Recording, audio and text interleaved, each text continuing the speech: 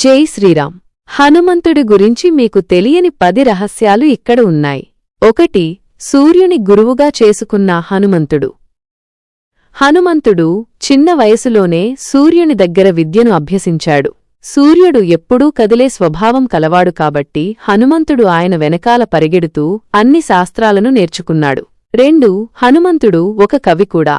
హనుమంతుడు రామాయణంపై హనుమద్రామాయణం అనే అద్భుతమైన కావ్యాన్ని రచించాడు. ఈ కావ్యం రామునిని కూడా ఆశ్చర్యపరిచింది.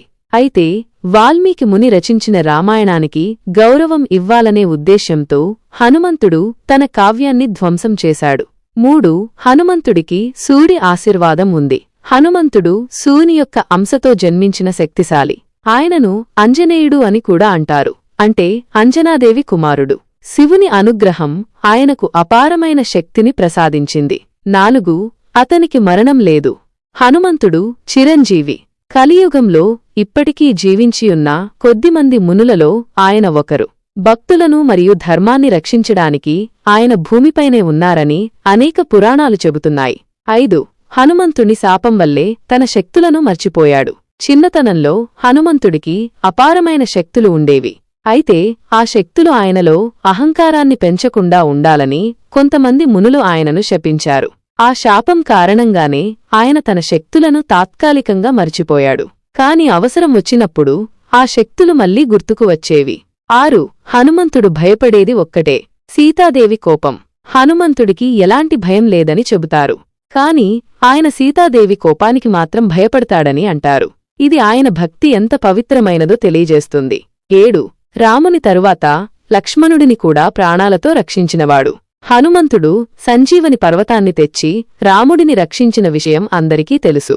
అయితే లక్ష్మణుడు మూర్ఛపోయినప్పుడు కూడా హనుమంతుడు సంజీవనిని తీసుకువచ్చి ఆయన ప్రాణాలు కాపాడిన సాక్షిగా నిలిచాడు.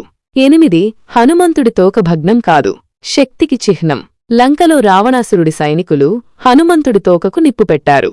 కాని హనుమంతుడు తన తోకతోనే లంక నగరాన్ని కాల్చి బూడిద చేశాడు.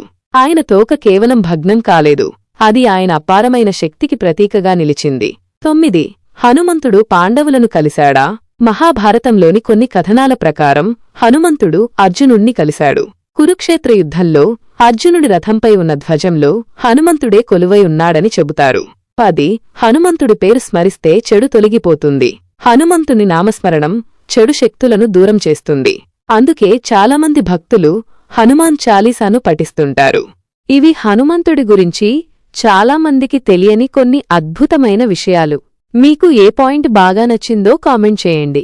మరిన్ని ఆసక్తికరమైన విషయాల కోసం లైక్ చేయండి, షేర్ చేయండి మరియు సబ్స్క్రైబ్ చేయండి. జై హనుమాన్.